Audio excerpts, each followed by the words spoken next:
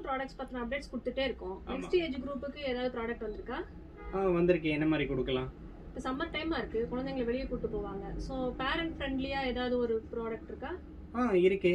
இந்த ப்ராடக்ட் இப்போ புதுசாக வந்தது. என்ன ப்ராடக்ட் இது? இது வந்து ஒரு போர்ட்டபிள் ஸ்ட்ராலர். என்ன ஏஜ் குரூப் வரைக்கும் யூஸ் பண்ணலாம்?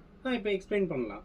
இது நம்ம ஈஸியாக கேரி பண்ணிக்கலாம். ஈவன் கார்ஸ், நம்ம வீட்லேயுமே பெரிய ஸ்பேஸ் வந்து இது ஆக்குபை பண்ணாது. எந்த வித அசம்பிளியுமே இதுக்கு தேவை கிடையாது. இது பாருங்க, அவ்வளோதான்.